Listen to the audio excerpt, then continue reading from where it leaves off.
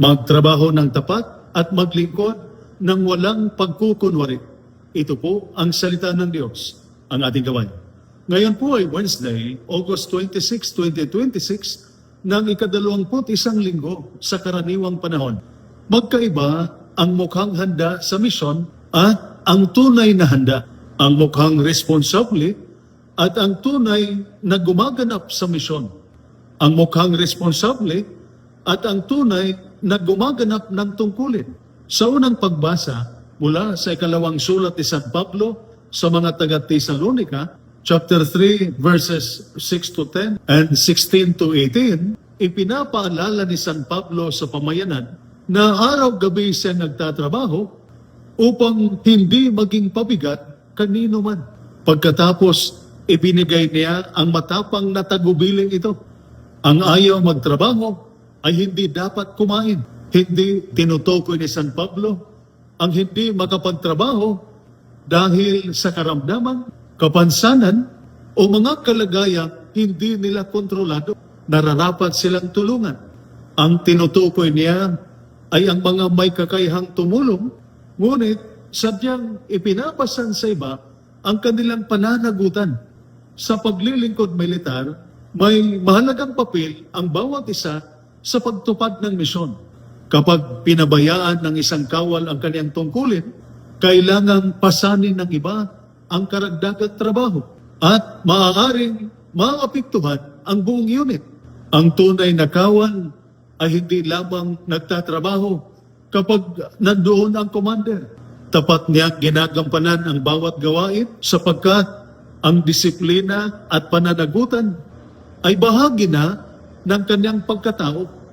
Sa ating Ebanghelyo, mula sa Ebanghelyo ni San Mateo, chapter 23, verses 27 to 32, inihalin tulad ni Jesus ang mga eskriba at pariseo sa mga libingang pinapaputi.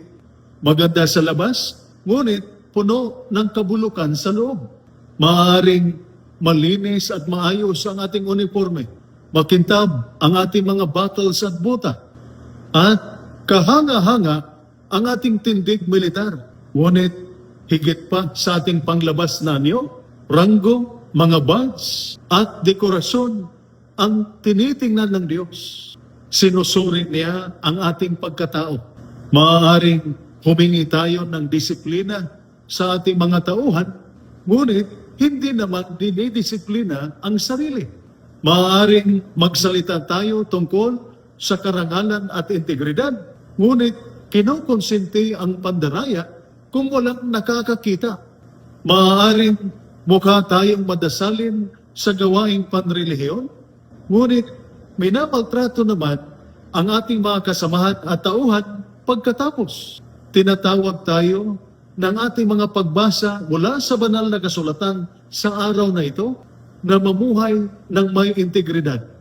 Maging iisang tao habang nasa tungkulin o wala, sa publiko man o pribado, nakatingin man ang commander o hindi.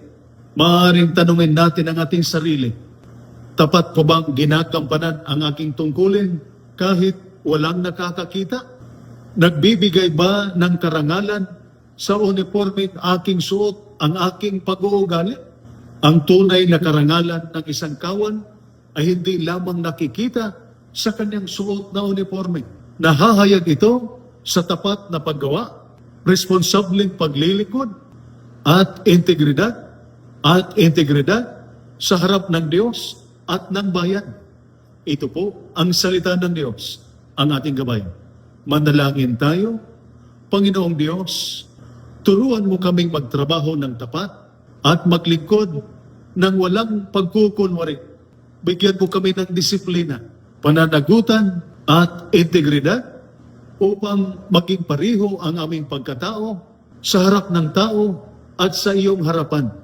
Naway maging karapat-dapat kami sa uniforme aming suot at sa misyong ipinagkatiwala sa amin sa pamamagitan ni Kristo na aming Panginoon. Amen. At sumainyo at sa inyong pamilya ang pagpapala na makapangyarihang Diyos, Ama, Anak at Espiritu Santo. Amen. Santa Maria, Ina ng Diyos, ipanalangin mo kami. San Jose, ipanalangin mo kami. San Miguel Arcangel, ingatan mo kami. Amen.